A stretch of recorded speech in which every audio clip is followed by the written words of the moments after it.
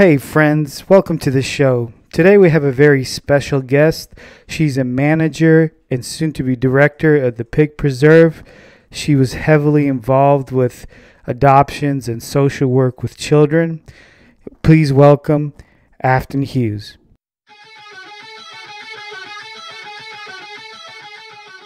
All right, Afton.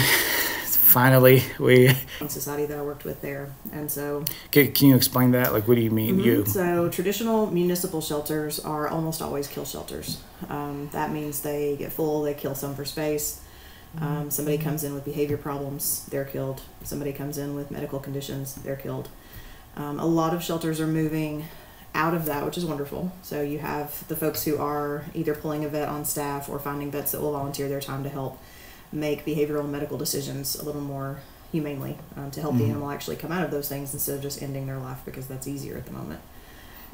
So you have, let's see, the last time I had the statistic, it was well over 250 truly no-kill shelters in America. And I suspect that number is much higher now. It's probably a couple of years old, that statistic.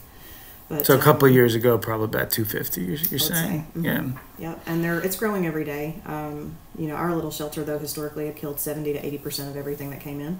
They would hold everything for 3 days and then kill it at the end of the 3 days if it was not adopted. They had a website that they didn't utilize, just didn't use any social media, didn't really do any of the things you can do to help get the animals out. They just hoped somebody would come in and adopt them. If they didn't, then they had no problem euthanizing them and moving on. I mean, I would imagine in most cases these animals are not getting adopted because, there's just not enough people that are willing to adopt multiple animals. That's a misconception. Okay. So one of the coolest things I learned in the no-kill movement is all those traditional things that you're fed by the shelters, and to be fair to the shelters, they're fed that same misinformation. They're told, the public's the problem and there's no solutions and you just get fully by who? Them.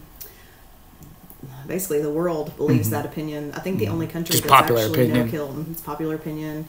I believe Germany is now no-kill as a country. Okay. Their shelters. Interesting. But I think that's the only one. So, but anyway, it's very misconceived, the numbers. And the numbers, again, this is a couple of years old, but sure. So forgive me for the statistics. Sure. But I think there were 3 to 4 million are still killed in shelters, and something around twice that at least takes in a new animal every year. So all you have to do is market the animals so that those people are going to see them. So you do adoption events after hours when people are not at work. So you don't just open your shelter up 10 to 4 when everybody's at work and nobody's going to come look at your animals. You open on Saturdays. Sometimes you're open on holidays. You do adoption events at other venues, which helps your animals get seen. And most importantly, you become a part of the community instead of most of the time they're looked at as like the black sheep in the community. They put them near the dump. They put them over on the outskirts of town. And you should be proud of your shelter. It should be a place that helps and shelters animals, not the place that you don't want your kids to go in and ask questions. Right. So it was a really good experience. Are the animals that are coming in, are they usually like dogs and cats? Because that tends to be like what people generally see. Dogs and cats were most common. It depends on where city or county where you are, but some of them are also responsible for the wildlife control. Most cities have some kind of contract for that. Counties often do not. So they would do possums, raccoons, any nuisance animal basically that people wanted trapped. They would have to take responsibility for some of that. And I imagine those don't ever get adopted because who's getting a possum for a pet? They're actually in Tennessee, not everywhere. But in Tennessee, if they have been around people and they're a rabies vector species, the shelter was forced to euthanize them. And then they have to send the bodies to Nashville for testing for rabies and distemper. I think they test for distemper as well. So they euthanize them before even knowing whether they have any symptoms or not. Yeah. I do know some officers, some wildlife and some animal control officers will often, if they catch a young animal that looks healthy, sometimes they'll just let it go, which is. But that's more of an individual basis, right. Not as a policy. Yeah. Okay. Same thing for wildlife, humane pest control kind of places. You never know what you're paying for there either. You get a nice person who's like, yeah, this squirrel looks fine, I'm just going to take it and let it go, or not.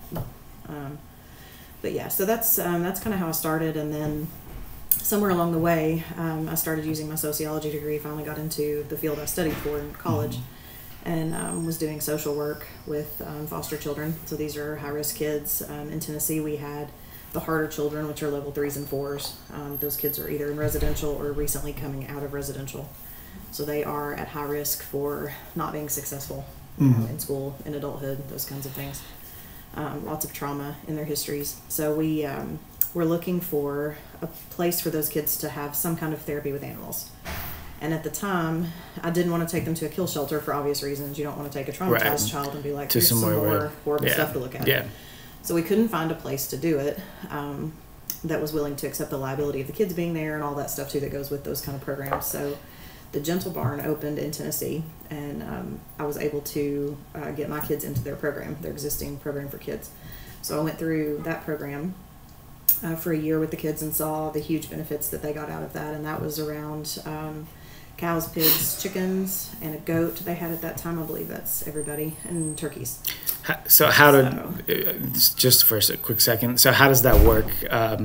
The program? Like how do you rehabilitate these children? So the kids go for once a month. They go once a month. I would love for them to be able to go more often, but they go once a month for, I believe it's 8 months. And every week or every day that they're there, they work on a different topic. So like you do, and there are all kinds of programs. This is the one that I was in with these kids was set up this way. But we did, like, let's say marches would be resiliency.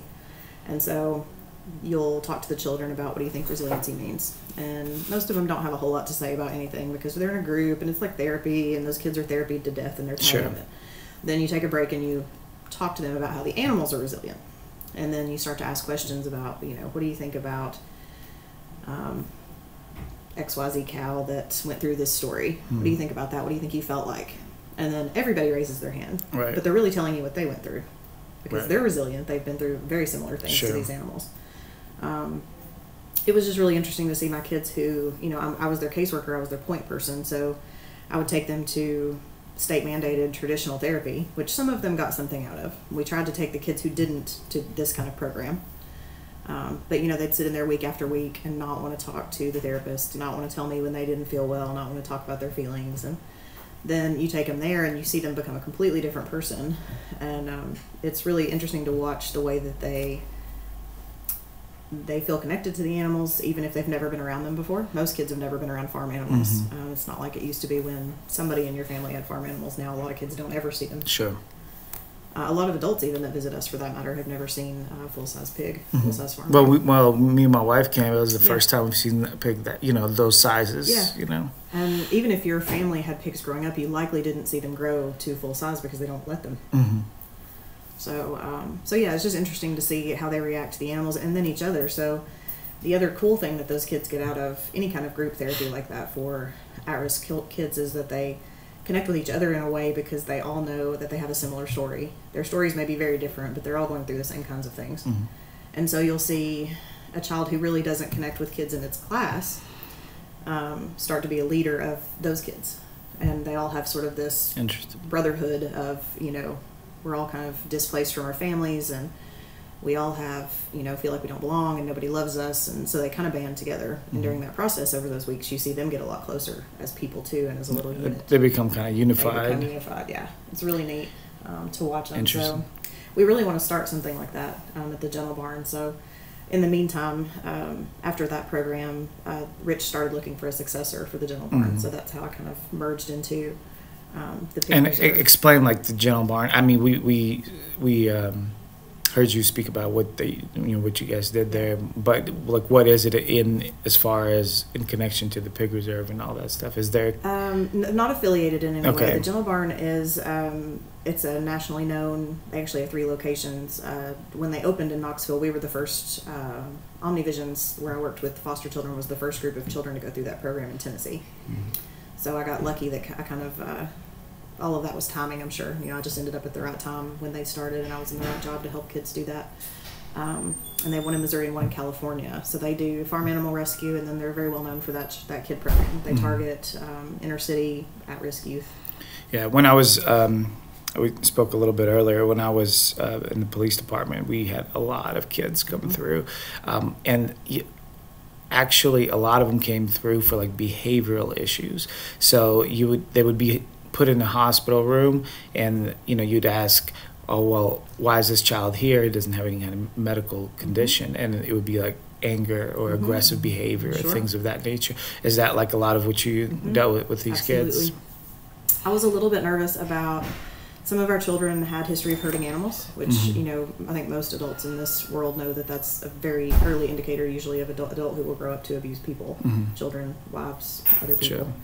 Sure. The cycle of violence, basically. But, yeah, I was worried about some of those kids because we did have some of those kids in our programs. And it's really, it boils down to control. When they feel like they can't control anything in their environment, the animal becomes the thing they can control. And so it's not necessarily that in their heart they want to hurt an animal, it's that they're seeking control so desperately that they'll do things like that. Yeah. So we actually found statistically it does help children like that a lot, and giving them a different kind of experience. And even with, you know, you take something as small as the bug, and, you know, you see him almost step on a grasshopper and you're like, hey, grasshopper's just doing his thing, you know, he's just over there doing that, why don't you help him into the grass? And then you've put him in control of helping the animal instead of putting him in control of ending the animal's life. So it's really interesting to see how they'll adapt to that way of life as soon as you show it to them. Almost most of them do. They've just never had an adult spend 2 seconds to say, hey, it matters if you step on that grasshopper or not. Right. So no guidance, I guess, right, in that way. Not in that way. Yeah. So have you had any those kids, were there any like outstanding successful stories that you can think of? Yeah, we definitely had, when you were talking about sort of the violent kids and kids that end up in the hospital and things, we would have children who really just couldn't manage themselves, couldn't manage their emotions, couldn't manage their anger. And those kids usually had a pretty terrible, traumatic story, you know, if you got down to reading their histories. But we loved having those kids there again because it's great. It's sort of a secure place for them to do what they need to do. So they can talk about anything they need to talk about without worrying that, you know, if you bring up some of those things those kids have been through in a normal 4th grade classroom, your friends are going to be like, what are you talking about? It's crazy stuff, you know. Yeah. These kids don't do that. They're like, yeah, that was Tuesday for me too. Yeah. You know, they get it. So yeah, even those kids tough. would kind of settle down, and we had a girl that was having a really hard time, and even in, I mean, she couldn't even sit still long enough for us to call on her to answer a question. You know, she had no control over anything that she was going through. She was just totally out of control.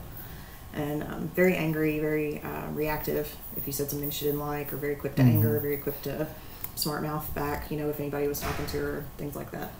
But which is a lot, it's very taxing on a foster parent too. So I'm sure. It was nice to give the foster parents, we tried to involve them as well so they could kind of mimic and carry over some of those things that we were teaching them. But this little particular girl, she got adopted right at the end of the program. And of course the program's not entirely responsible for that, but I'm sure that it helped her kind of work through some of those things that were holding her back. And she actually got adopted by one of her teachers, which was really cool. So yeah, that's awesome. I bet, speaking of teachers, you know, correct me if I'm wrong, but the work that you were doing, there's probably not enough people being involved in that work, you know, to with make the children. Yeah, because it's, you mentioned teachers, and I was talking with someone earlier about how, you know, the teachers, we ask a lot of teachers, and I told this individual, but think about how many people are actually trying to be teachers. Not that many. Pay isn't great. You know, The incentives are poor. There's the danger now more than ever with the way things, you know, are. So not a whole lot of people are trying to be teachers. So I assume that it's similar. Like you have a hard time having people come in to do that kind of work. Keeping those kids in schools. Okay. Because a lot of them had sort of, and they call them different things in different school systems, but different educational plans basically to help them. So kids who had outbursts would maybe have a quiet room they could go to do their homework, to get away from the class. And even those things separate them from everyone else. So if you accommodate them in that kind of way and you're like, hey, well, and they do, the schools try their hardest to make sure that every child gets what they need. You know, I think that's fair across the board. But if you take, you know, Susie, and Susie's having a lot of problems in school and she can't sit through a test, and she, you know, throws her desk upside down when she gets mad, things like that are obviously interfering with the other kid's ability to function. So you have to take her and do something, like here you've got a quiet space or whatever, and then, but pulling her out while you're meeting her need then makes her different from everyone else in another way. So those kids are sort of set up for failure no matter what you do. And they feel that. They feel it every day, and they feel it deeply. You know, they know that everything about them is not like everybody else they know. And it's painful to watch them, and I think the schools sometimes do get to a point where they just feel like they can't manage them, or they can't keep their people safe. You know, if your teachers are, you know, a lot of them are not properly trained in, you know, how to safely restrain a child if you need to, even to protect yourself and things like that. So. And again, the you know, if I'm a teacher and I'm thinking to myself, you know, I need all this training and all this to, and you know, deal with. You know, at the end of the day, what am I, you know, like, what am, you know, what am I also getting out of it as well, you know, and it's tough, I'm sure, you know. Is it worth it? I'm sure. Yeah, is it worth it? Yeah. And not to take away from the aspect of generosity and care. There's a lot of people that do things without wanting anything in return, but you know, you would think it would have to cross somebody's mind, you know, is it worth it? Plus, they have so many kids in a classroom to deal with. You know, the more problematic each child is, the more, you know, the more taxing the whole environment becomes. Taxing is a good word. Yeah. It may not even be about them not wanting to give what they need to give to fix the situation. It's about they may not just have that much to give. Right. At the end of the day, by the time they've gone through, everything.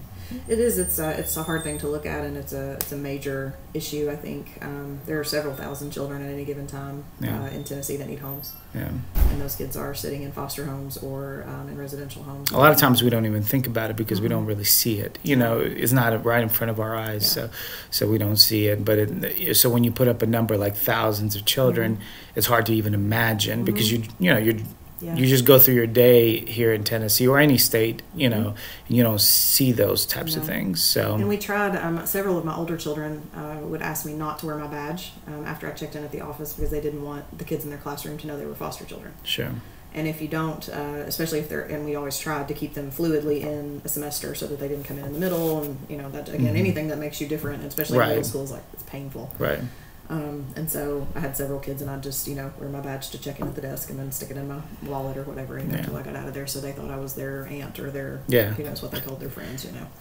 Yeah. And that's fine, you know, whatever gets them through it. But right. Have you had kids come back from foster care, like being come back adopted? To just contact me? No. Like come back into the system. Yes. We have had some, not me personally, but we had some that came back from failed adoptions. We had a process for that just because it happened infrequently, but sometimes. We had some kids who wanted to age out and not get adopted for various reasons. So what is that, 18 and then you're out? Yeah, we had several. When they come back, what do they usually come back for? Like failed adoptions? Often I think it's people who mean very well, but maybe just don't have the skill set. Like you said, the taxing, it starts to wear people down. And I think a lot of the time it's people who have other children and they see the effects of how much energy they're having to put into that situation, how much it takes away from what they already had kind of going on. Sure. I think that's a lot of it. I would say that's probably the most common reason, is it was just so disruptive that they couldn't maintain sort of a... But you say that's infrequent? Yeah. Okay. So it's not... So it wouldn't be a reason for someone to consider not adopting a child? No, I wouldn't say that. And now adopting through the state of Tennessee is actually free. The state pays for all the adoption fees and the lawyer fees and all that stuff. You can do a foster to adopt where the child lives with you before you ever talk about adoption, so the child's not, you know, thinking every single day, am I being good enough for them to adopt me? You know, there's no talk of it until you're ready to do that. The programs are in place to kind of support the parents as they go through. The children can still access a lot of their support system as they go through adoption and into even adulthood. They have programs to help them kind of transition into adult living as well. Is this done like at any age? Like it's from newborn to... Yeah. Okay. Yeah, you get different programs for different age kids, but yeah, there's more college-based and career-based help for kids as they get older. But as part of the program for what the caseworkers manage as they're growing up, they do kind of assessments on what their interests are, and if you do a good job as a caseworker, you should know that anyway. You know what your kids are into and what they may want to do as they get older. But it's an important job, and I think those caseworkers and teachers and all those people that are part of those kids' lives are vastly underappreciated. It's hard work. Of course. Yeah. Really how many kids did you have at a time? At any given time, we had between 7 and maybe 13. It depended on the ages and how involved their care was.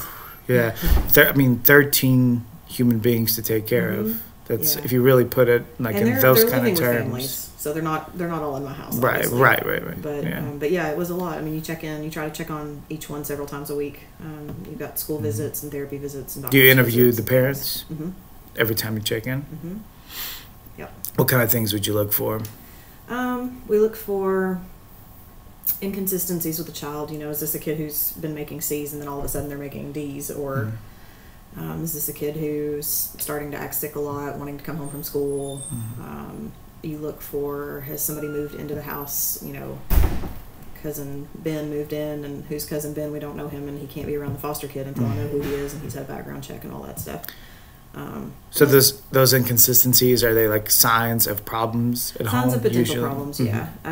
The foster care agency that I was with, and most of the private agencies, do a lot of screening on the front end, so you're not going to get usually very many surprises after you meet a family. But things like that would happen more often. It would be things like, oh, well, my aunt's son just got out of jail and he needs a place to crash for 6 weeks, and we forgot to tell you about it.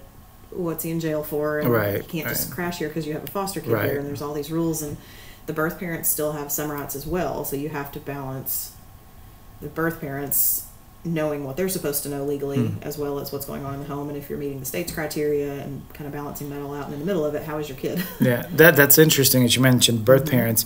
I had a conversation with a young woman, and she was saying that one of the things that frightened her about adopting was that she was afraid that at some point the mother or the birth parent would come back wanting the child after a significant amount of time. Does that happen? It does. How does that something like that? It's not work always out? the case.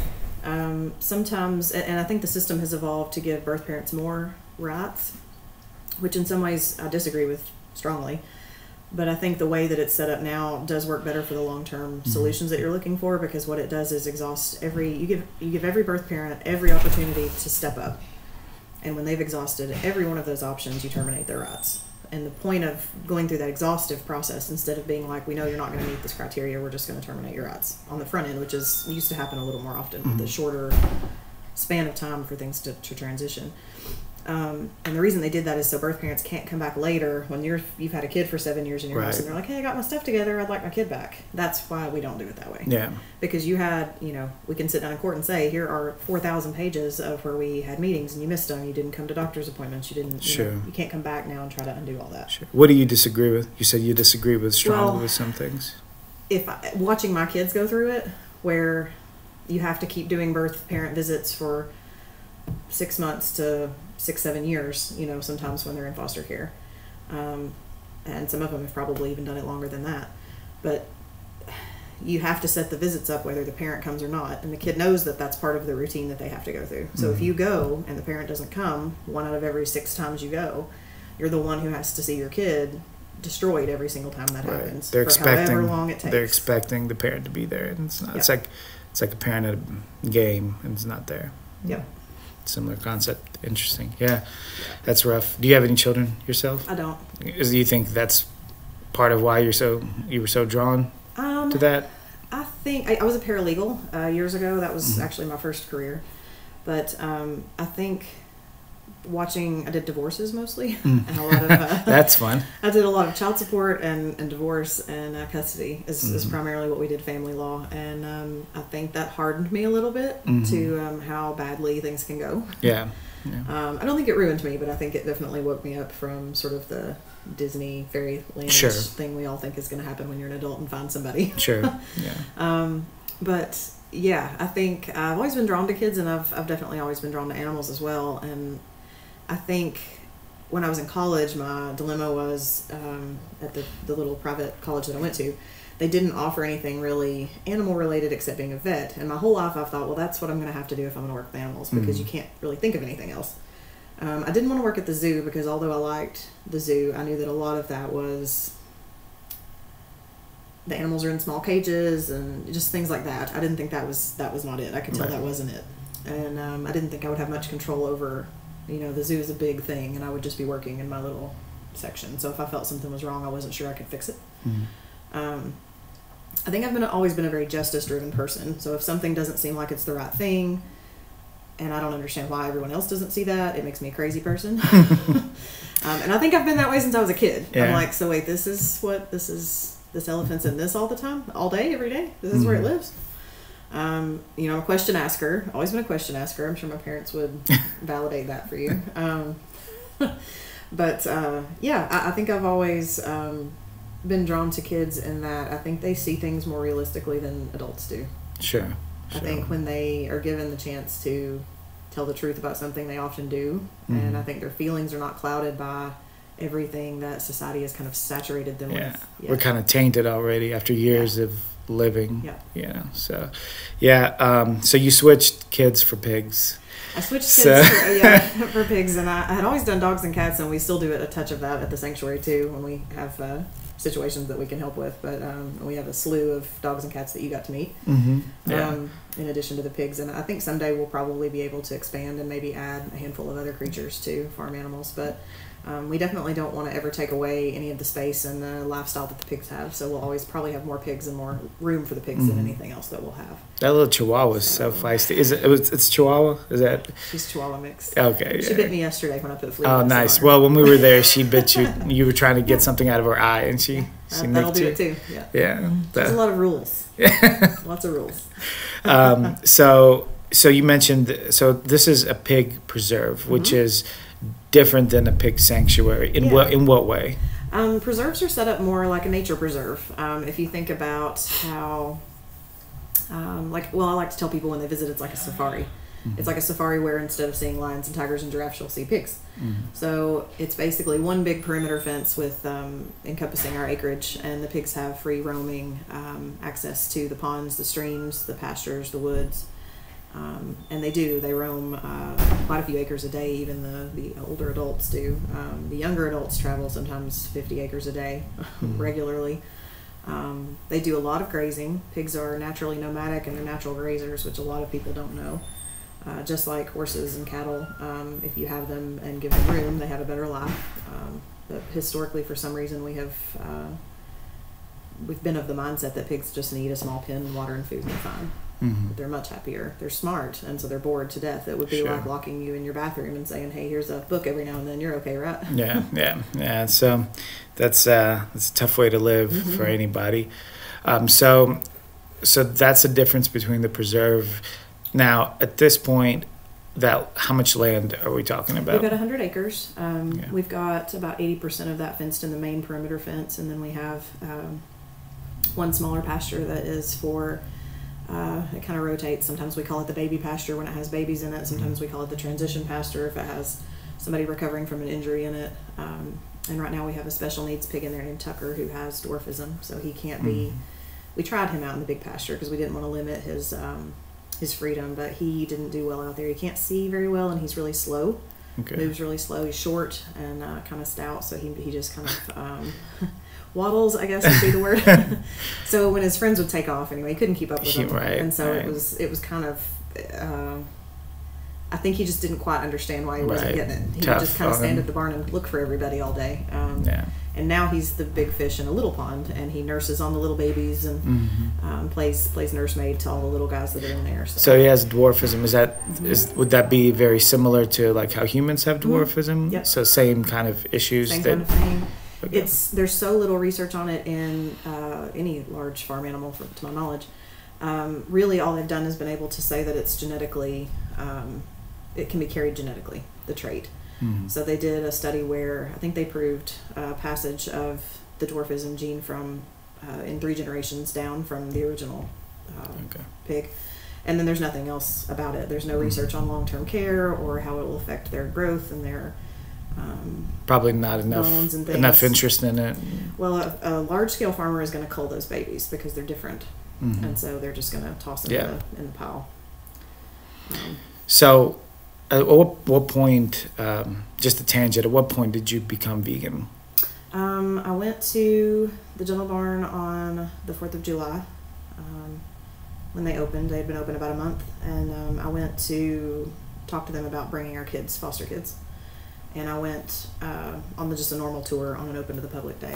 And at the end of that, I went home to a family cookout on the 4th of July like everybody does, like we had done my whole life.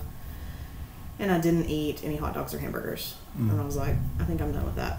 Okay. And then just something came over you, were like, you know what, that's pretty much it. I met them up close. And I think the difference in that and every other experience where I had been around farm animals, and the cows I had been close to, of course, because my uncle and my grandparents always had them, is that these animals were safe. So I felt safe going over to them and petting them and talking to them and getting attached to the idea of them because I knew that they were going to get to stay there.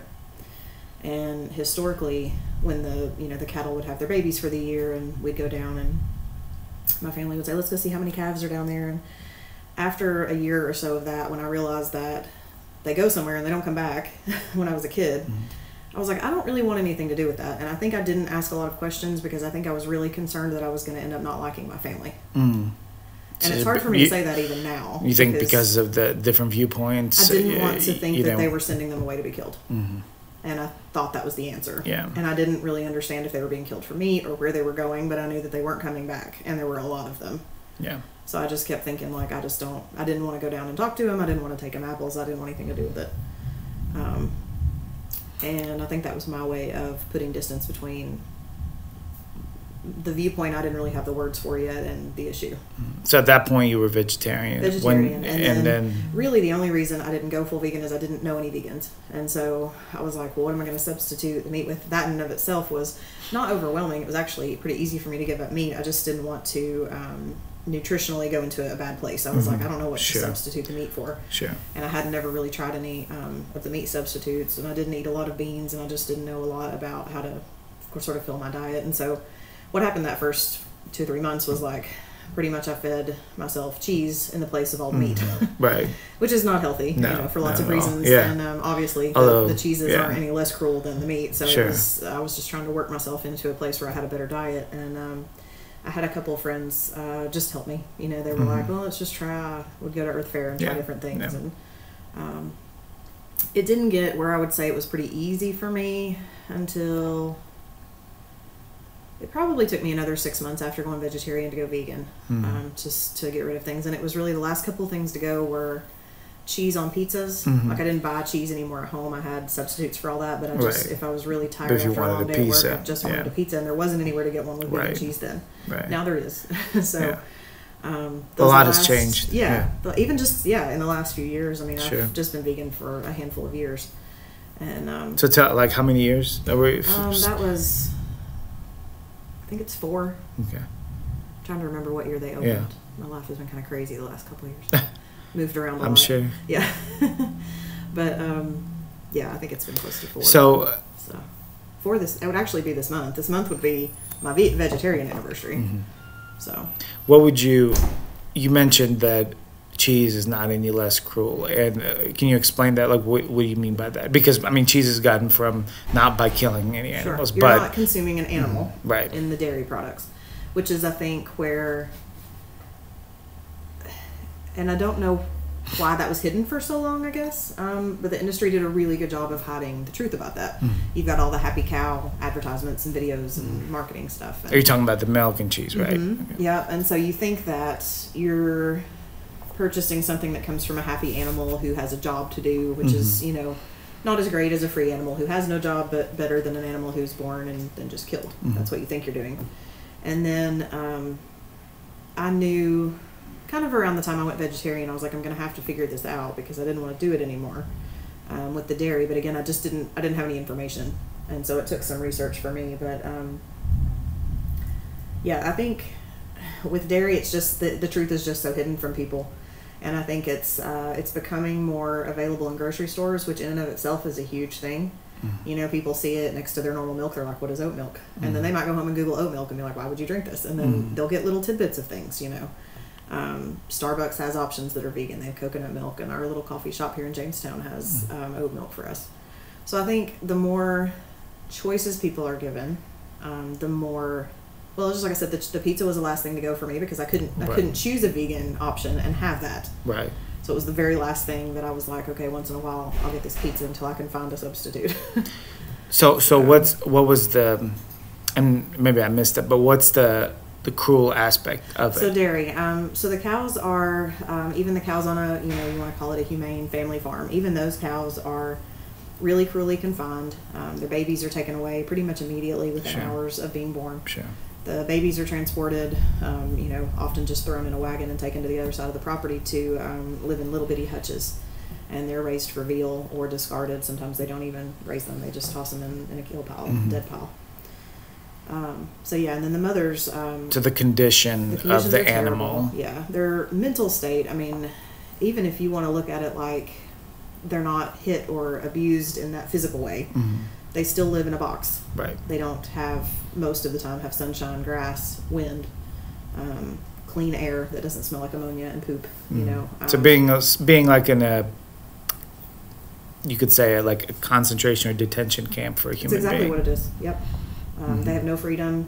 They don't get to keep their babies, and they grieve terribly. I know a story of a mama cow that cried and cried and cried after being rescued, and she had an adult baby that was still at the place she was rescued from. And when they went back and got the adult baby, she cried even when he was coming up the driveway. She knew he was coming. Wow. Yeah. Isn't that amazing? They are so bonded. You wouldn't think that, but... But they do. They really grieve, and the babies, of course, have no idea what just happened. Why am I not with my mom? They hit the ground and then they're taken away. They never get to do normal.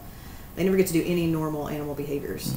You mentioned a kill pile. Explain that. What is that? So, at every large-scale farming operation, and to be honest with you, I'm sure at small ones too. It's just a smaller pile. There are some. If you're managing hundreds of animals, even hundreds, not thousands, you're going to lose a few. So if somebody gets sick or injured, it's an economic drain to put money into vet care and finding a solution that will make the animal better. So you either toss it in the kill pile, sometimes they'll shoot them, sometimes they're with piglets, it's actually legal to slam them against the floor until they die. That is a legal way of executing them. That's rough.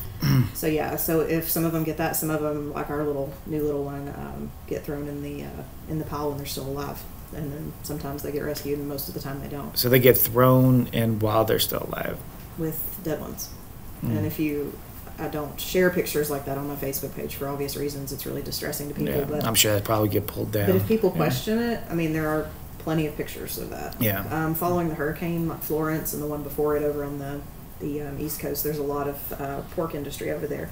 And there are... pictures I'll never forget, and they're burned in my head.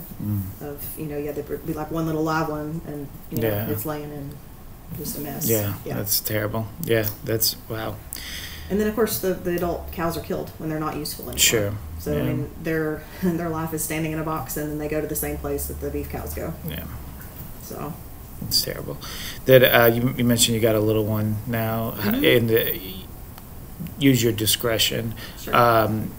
How did you come about getting it? So this little one was rescued at night.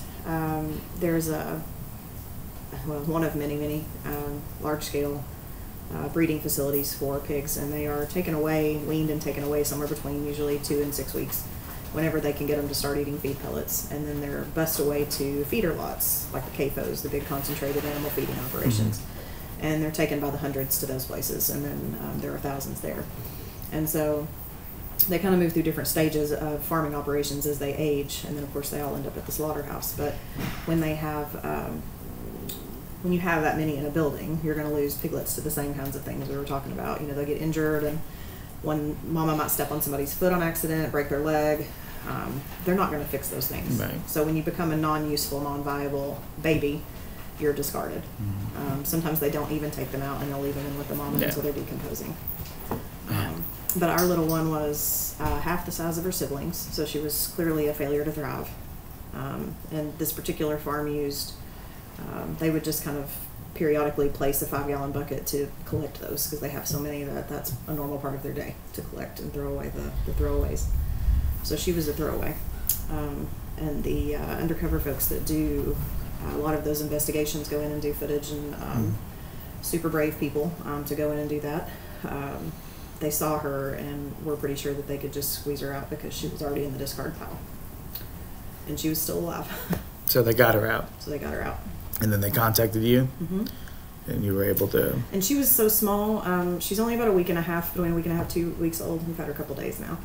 But she still needed a bottle, so they knew that they had pretty much hours to get her somewhere, and we don't know how long she had not nursed prior to us getting her either, so we were lucky that we got her to eat and that it looks like she's going to be okay.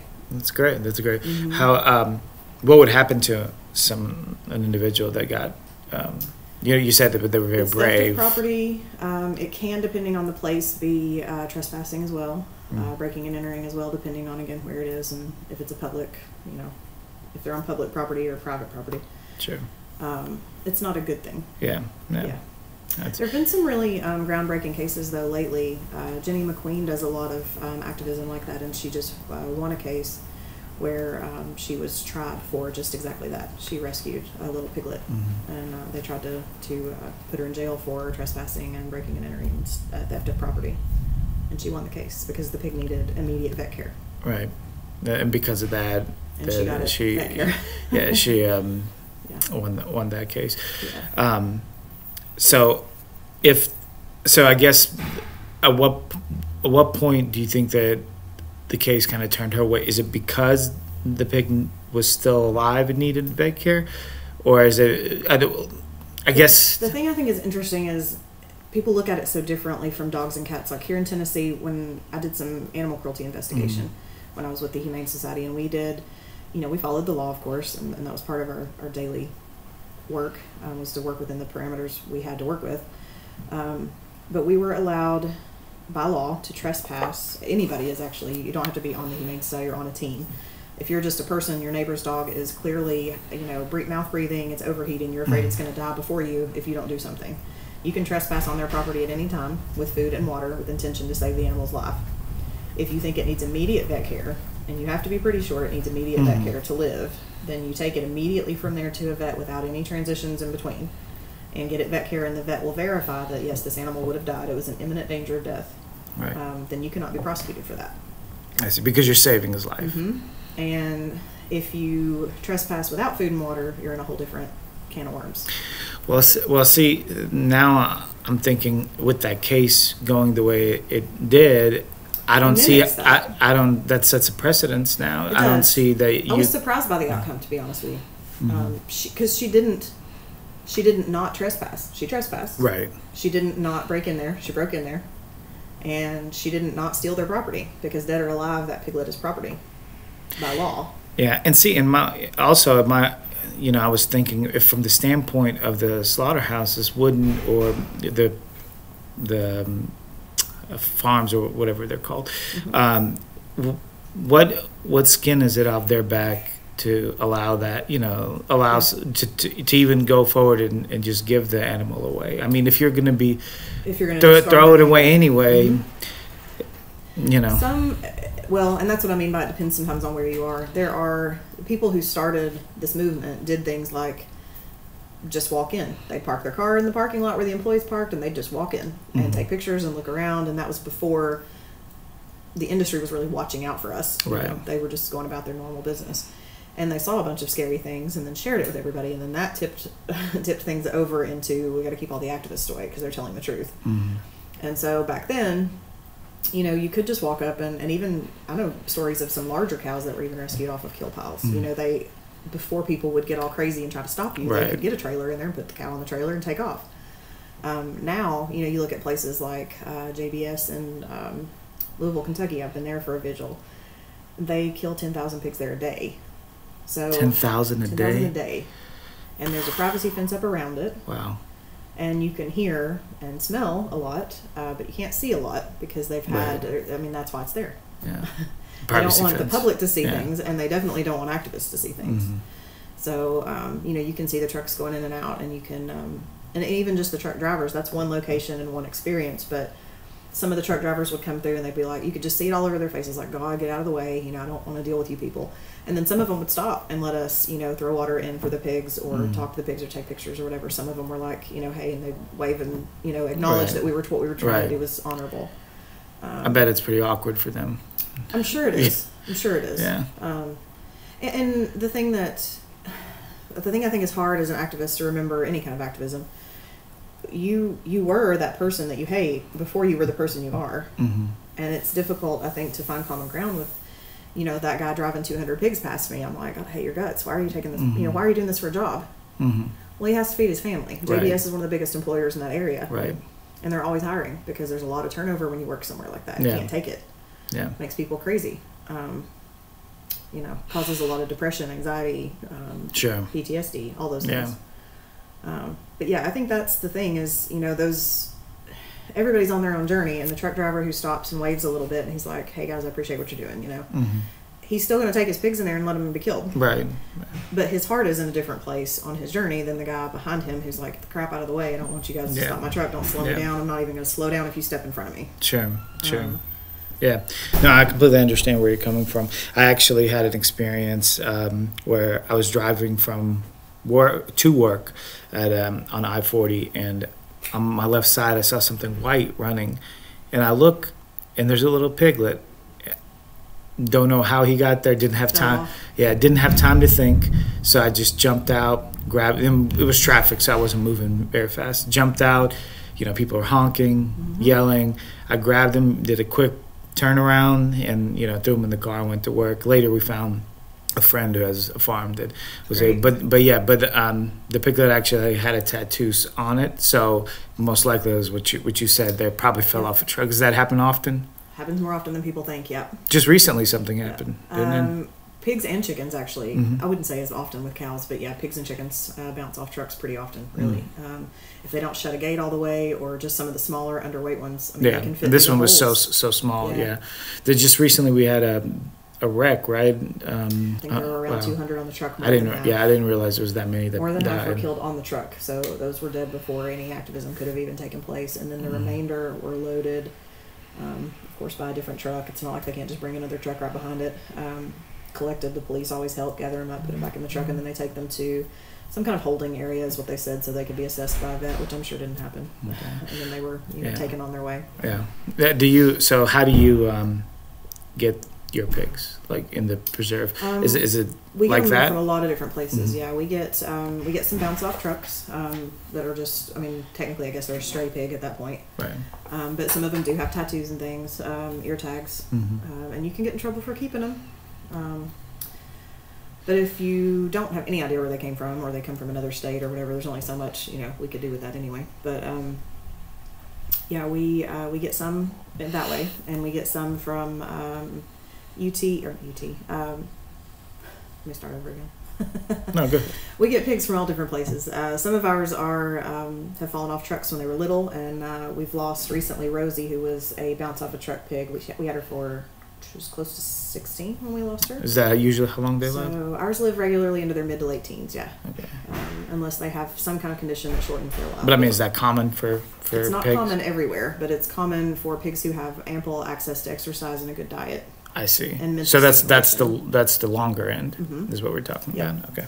So we get some that way. We get some from smaller family farms that go under, or somebody gets attached to one and asks for sanctuary for one. 4-H FFA. We get a lot of kids that go through those programs that are coached to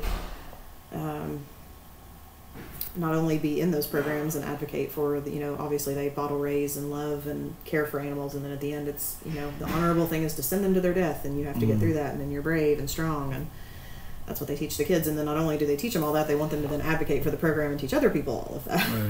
Right. So we get a lot of those panicked kids. They'll call at the end of the program, you've got to help me with pig X, I'm attached to him and my parents won't keep the pig here, da-da-da. So we get a lot that way, and our deal with the 4-H FFA kids is always, we will take this one. We are not ever going to take another one from you, because you calling us signifies that you understand that this is not okay. Right. If you do it again, that's on you. Right. So don't do it again. Yeah. And we've never had a kid call twice. Well, that's good. At least you got your point across. So that part of it, I think, we've cut off that cycle for each one of those kids, at least with the production aspect of that. Sure.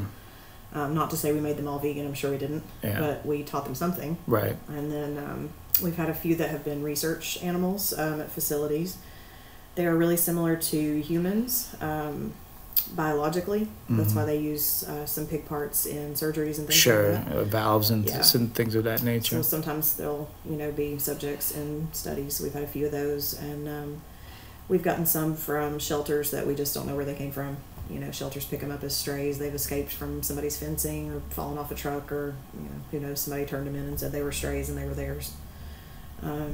What about things like natural disasters? I imagine like tornadoes, hurricanes, things of that We've nature. gotten, over the years, several from natural disasters. We have Kimbo and his 3 sisters who came from Mama Janie, who was a pregnant breeder sow.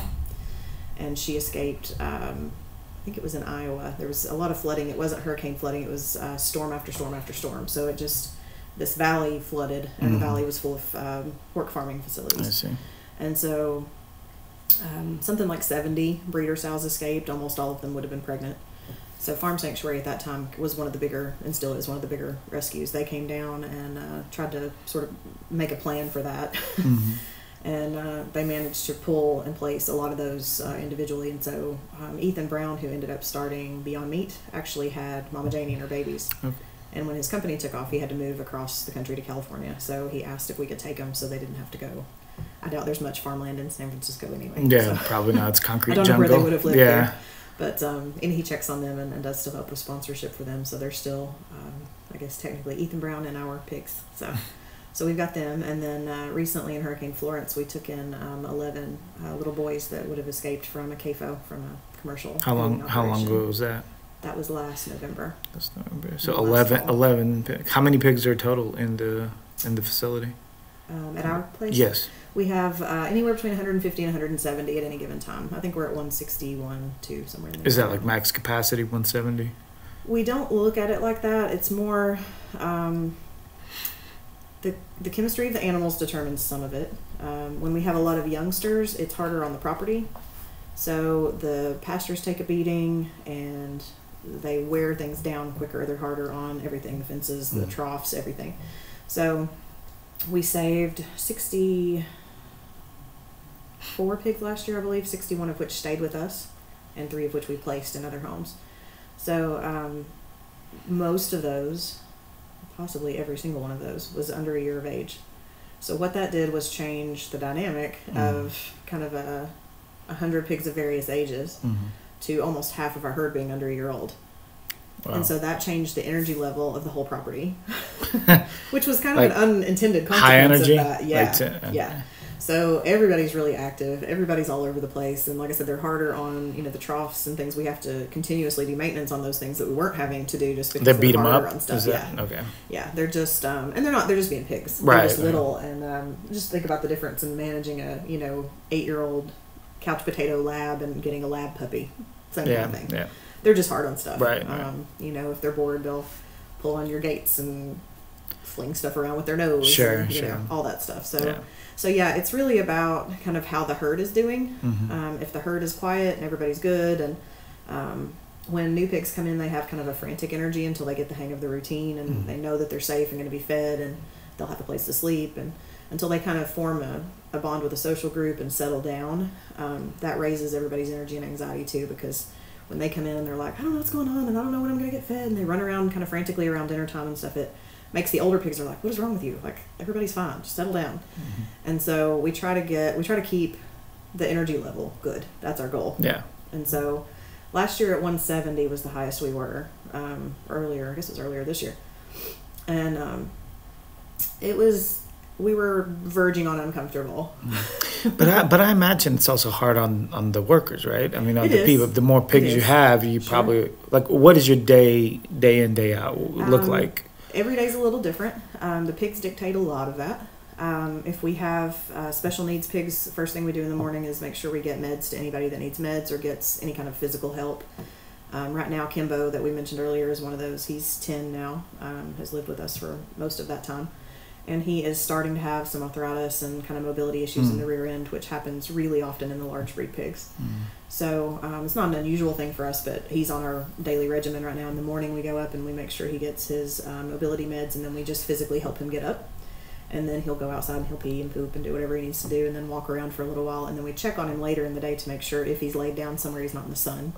Because if he lays down and he's not having a good day, it'll be hard for him to get up and he could overeat. I see. So okay. He's not in imminent danger of anything, but if we don't keep tabs on him throughout the day, his situation could cause him to get in a bad situation. You can really see the care that you care so much about these pigs that even just laying in the sun and and knowing that he's might have trouble getting up, you have to take that into consideration. Yeah. Yeah. So we do meds in the morning and waters. We make sure everybody has fresh water. All the pigs have access, unlimited access to the ponds and creeks and mud holes. So they always have water naturally. And then we also make sure, especially near barns like Kimbo's, we always make sure he has a trough with fresh water so that if he's not in a good day and he needs water, he doesn't have to walk all the way down the hill to the pond, which is good for them, those older guys. And since our property's all spread out, the labor-intensive part of what we do is a little more, more labor-intensive than your average sanctuary where everybody was closer together and had smaller areas to roam. So we do a lot of checking the fences while we're out doing rounds like that. How many people do you have working? Rich is there full-time still, and then myself, and then we have one full-time employee. So just 3 people? Mm-hmm. Seems like a lot of work for 3 people. It's a lot. Tim and I both work 6 days a week, so we try to alternate so that we each get a day off a week, and Rich pretty much works even in his sleep, I think. So. Do you take volunteers? People come and help you? We live in Jamestown here as a farming community, and a lot of these folks have traditionally and still do raise animals for meat. And so we haven't had an overwhelmingly warm response from the community. We get kind of a neutral one, which I'm grateful for. Sure. I would definitely settle for that over hostility. Yeah. And I know some sanctuaries that have definitely gotten hostility from their communities, but I probably imagine that if it's not a big business farm, if it's like a local family farm, you probably get a feeling of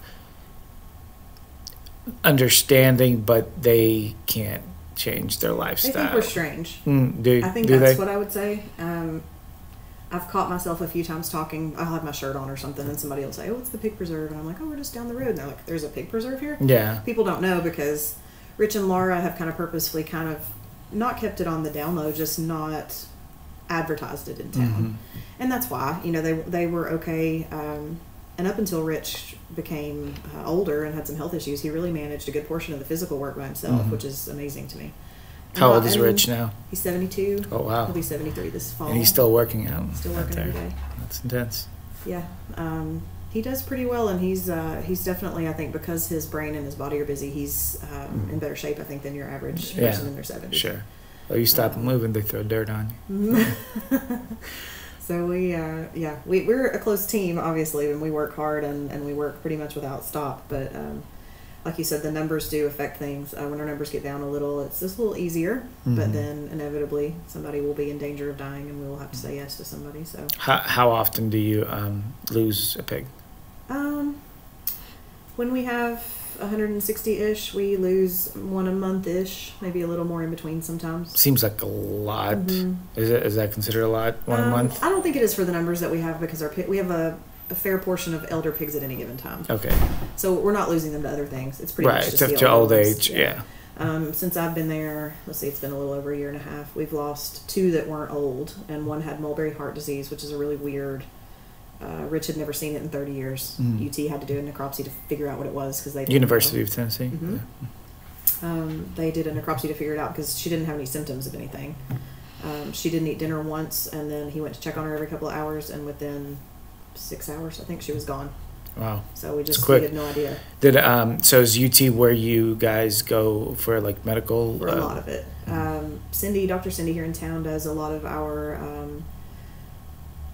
kind of normal triage kind of stuff. Like She'll come out and look at wounds and look at feet yeah. and look at things like that are skin issues, anything like that. She'll come and look at that stuff. And we'll do some of our neuters for us if they're small. She won't do big boys, but she'll do little boys. And we've got a large animal vet that will do minimal things on the big pigs for us. So it's nice to have them too because they're not quite as far as UT.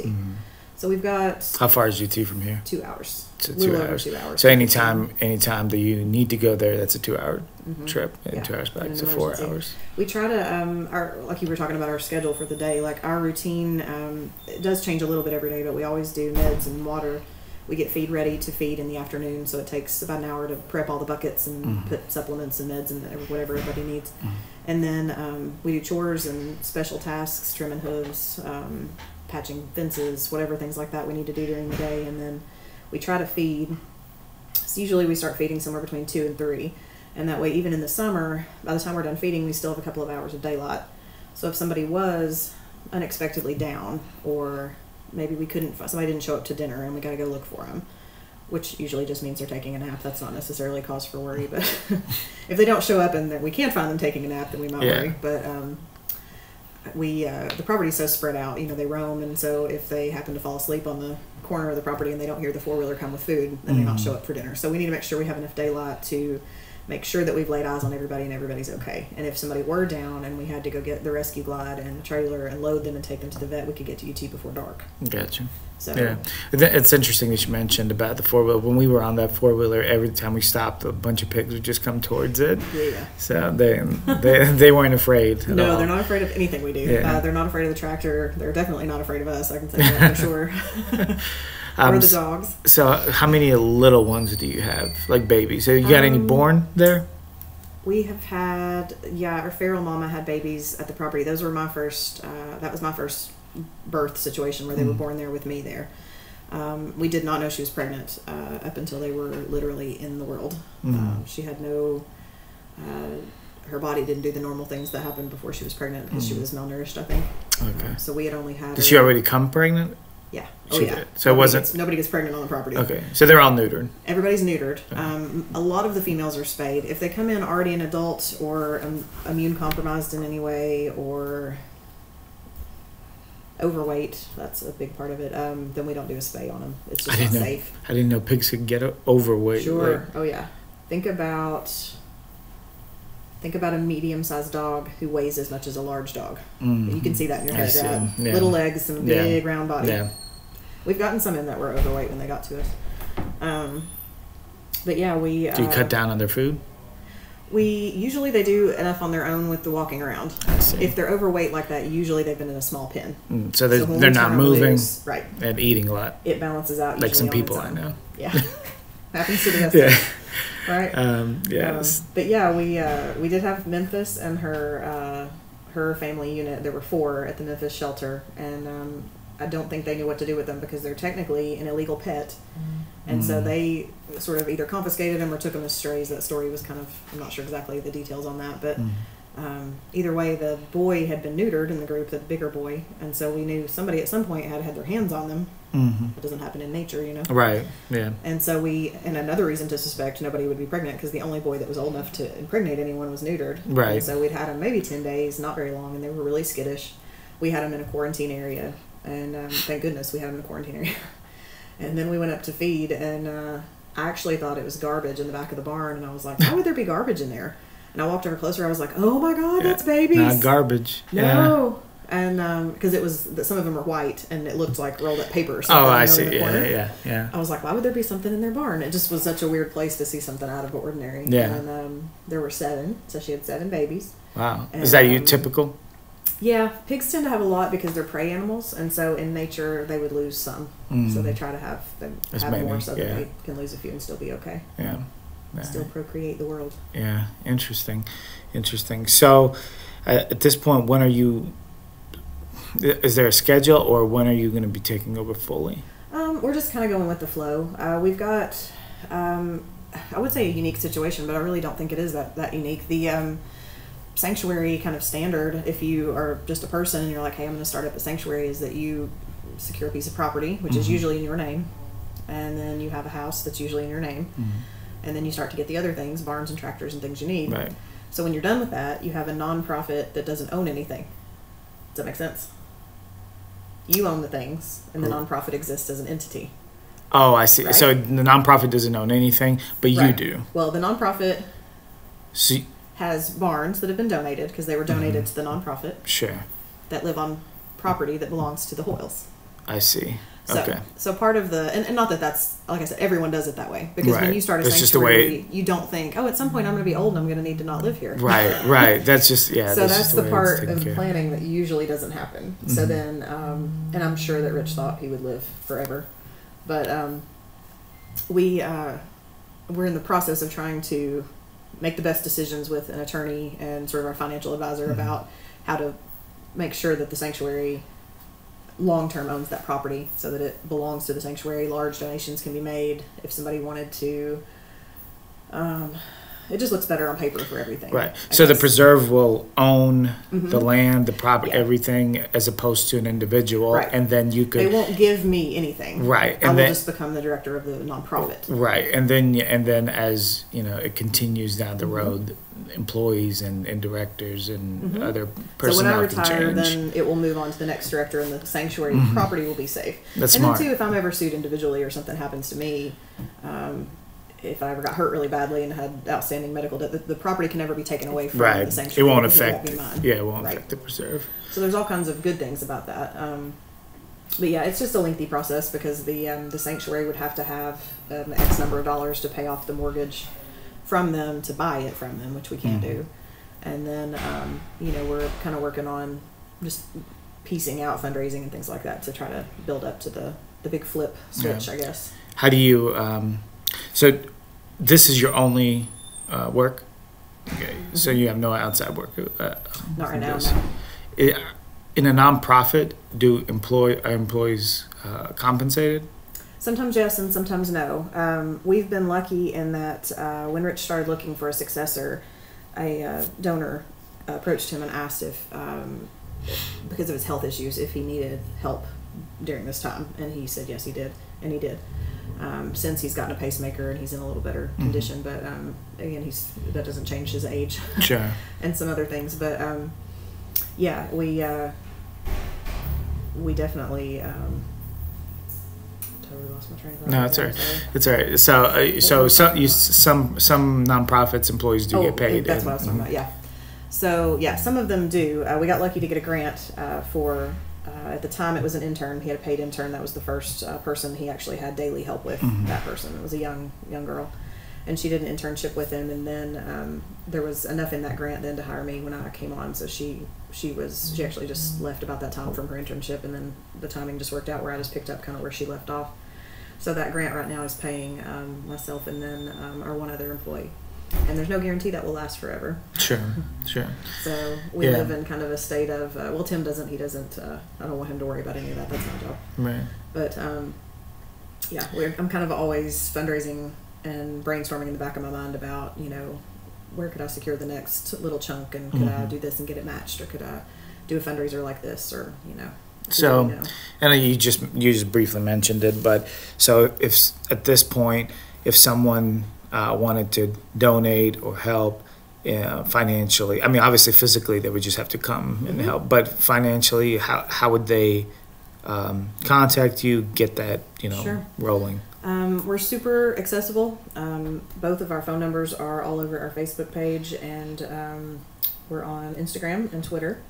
And the website is www.thepigpreserve.org. And email is thepigpreserve@gmail.com. Okay. And we're, like I said, super responsive on social media as well. Sure. But yeah, right now the biggest hurdle for us is just kind of trying to get through the transition. So we'll need an office space, which we are not in right now because we don't have one. So we're borrowing a space at the library. Gotcha. But we have just the need for kind of to go. Rich describes it as we're growing from a nonprofit into a more professional, or from a mom and pop nonprofit into a more professional nonprofit. setting. Yeah. Yeah. So it's and again, that's how basically every nonprofit that starts as a family nonprofit and then it turns into something Eventually bigger if it's grows. successful. Yeah. And we're okay. Like I said, we definitely, as we grow, we'll have to bump up our fundraising and donor base and things like that. But the animals are always okay. We make sure that the animals come first. They always get what they need before we worry about any kind of growth or anything like that. Yeah, and I can definitely attest to that since being there. They're very happy. One thing that when I was talking to Rich it kind of hit me because he was talking about the condition of the animals, like as far as like their food and so forth. prior when he was thinking about it. But he said he asked himself, well, are they happy? And you don't really hear that often when you hear about people taking care of animals, you know, in a very nice, well manner. It's always about food, space, not necessarily, not necessarily about like their emotional state. Yeah. So I thought that was interesting. It is. He sort of had a light bulb moment, and that changed not only the design that they were using as their sanctuary model, but it also changed sort of his message that he shares with other sanctuaries and with guests and visitors and anybody that's interested in having a pet pig at home. And it changed our message and our mission kind of to just sort of cater everything we do around making sure they have the best life they can have. Sure. Not about just caring for them, like you said. That's the difference, I think, for us. Yeah. So at the so as you mentioned, those outlets of social media and stuff, that's the way to contact you guys if somebody wanted to contact you. That's the quickest way, yeah. And we both answer the phone as often as we can. I mean, if we have our hands elbow deep in mud or we're, you know, we're not always able to answer, but we'll call back if somebody needs us. Yeah. And you do offer tours as well, right? We do. We do by appointment only. So if you are interested in coming, just let us know when you'd like to come, and we'll make sure that we can accommodate you. Okay, cool. Well, Afton, we did over an hour, an hour and 15 minutes. So I know you got a little piglet to take care of and feed and everything. So we can just go ahead and cut it here. Thank you again for coming on. Oh, thank you for having me. Take care.